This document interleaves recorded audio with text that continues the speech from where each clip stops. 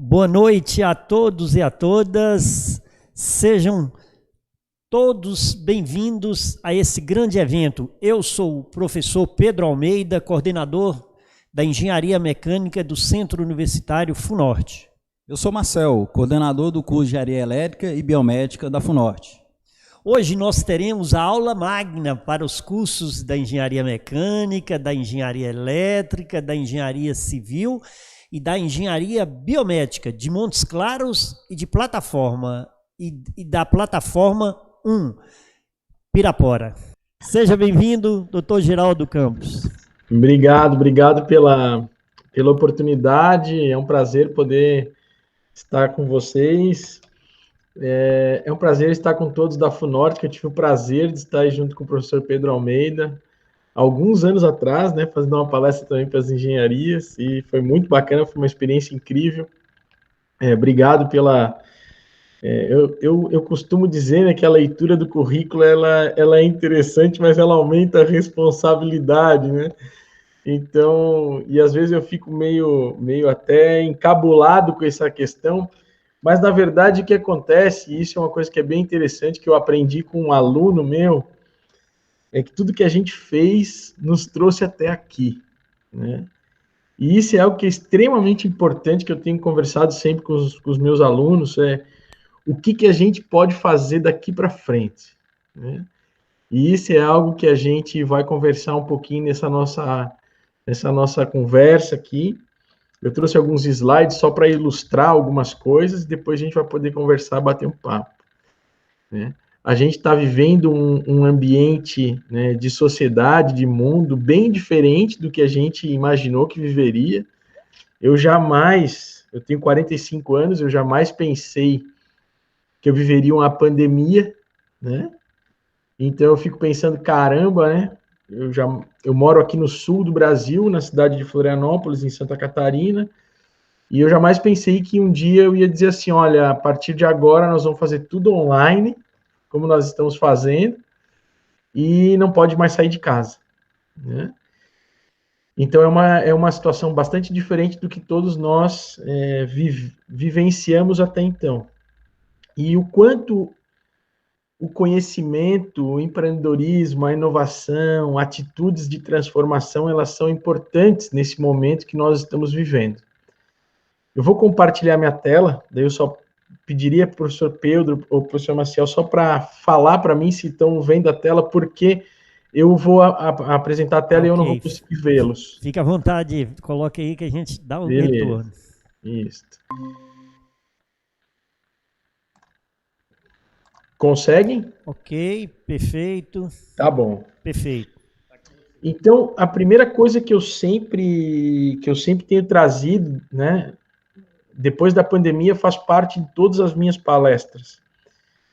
É uma fala, quando eu tive a oportunidade, eu sempre comento muito que eu sou um cara muito privilegiado, né, privilegiado de poder ter tido estudado, né, eu venho de uma família de origem muito humilde, mas a minha mãe sempre foi muito chata nessas questões de preciso estudar, e a gente veio de uma família de empreendedores por necessidades, né, nós somos empreendedores que empreendiam para comer na época, né, da minha família, meus pais eram comerciantes, e a gente sempre teve esse olhar para a questão de estudar e empreender sempre foi algo que nos chamou muita atenção.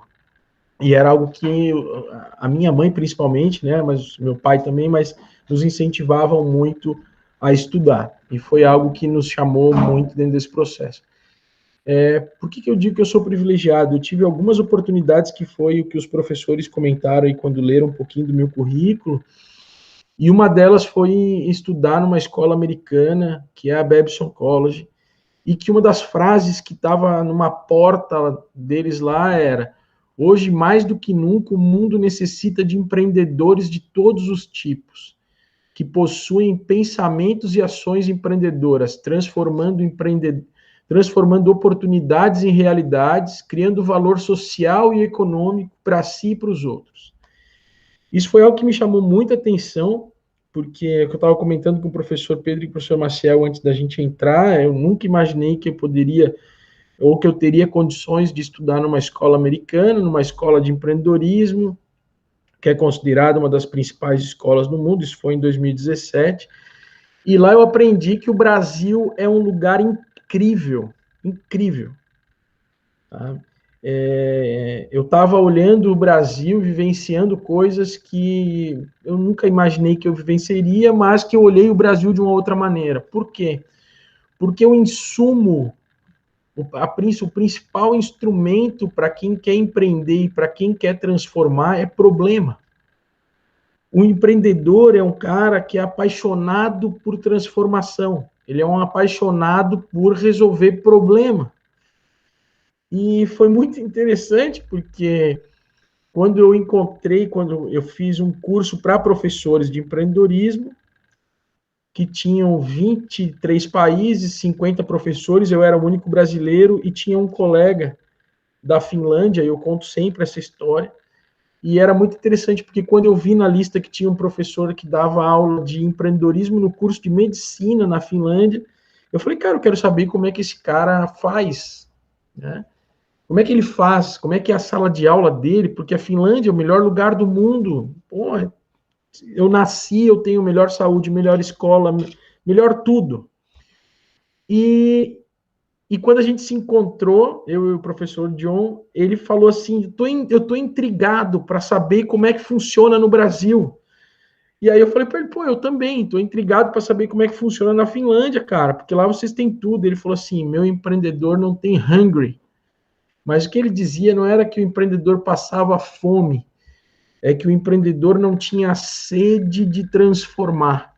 E isso era algo que me chamou muita atenção na fala dele, porque ele dizia assim, meu empreendedor, quando ele entra na escola, eu tenho uma dificuldade gigantesca de transformar o meu estudante em alguém que cria processos de transformação, porque ele já tem tudo, né? Então, eu queria que tu me contasse um pouco de como é que é empreender no Brasil, porque eu sei que vocês têm bastante problema. Daí eu falei para ele, cara, é o melhor lugar do mundo para empreender, porque tem problema e o insumo do empreendedor é o problema. E aí uma coisa que é bem interessante dentro desse contexto, que agora, inclusive, a gente fala do mundo VUCA, né? Que foi criado no 11 de setembro, após o 11 de setembro de 2001, que nós tivemos aí 20 anos agora, há 2 dias atrás, quando o exército americano sofreu os ataques do 11 de setembro, eles criaram esse acrônimo chamado VUCA, que é um mundo volátil, incerto, complexo e ambíguo. E foi muito interessante, porque eu dizia para o pessoal lá, vocês estão achando que isso é algo que me espanta? Não, eu já nasci com isso. No Brasil é assim, ou em qualquer país em desenvolvimento, seja ele no Brasil, na América Latina, na África, as pessoas já nascem com uma grande volatilidade, com uma grande incerteza, com uma grande complexidade, uma ambiguidade, e isso faz com que a gente seja extremamente criativo, adaptável, coisas que o empreendedorismo requer que nós sejamos. E agora, com a pandemia, né, alguns autores trazem o mundo Bunny, né, além do mundo VUCA, o mundo Bunny, que é um mundo frágil, ansioso, não linear e incompreensível. E aqui é uma coisa que é bem interessante, né? A capacidade de adaptação faz com que a gente consiga vivenciar e transitar dentro desses mundos que são trazidos por alguns autores, né, para nos dar o conceito do que a gente está vivendo, olhando para essa perspectiva de pensamentos e principalmente de ações empreendedoras, porque é só por meio da ação que a gente consegue desenvolver as coisas. Não adianta eu ficar pensando, que isso vai ser muito bacana para os meus conhecimentos, para o meu processo de reflexão, mas o nosso papel como alguém que conseguiu alcançar o nível da educação superior, ele precisa tirar, né, do seu processo ações que possibilitam com que ele crie e transforme realidades.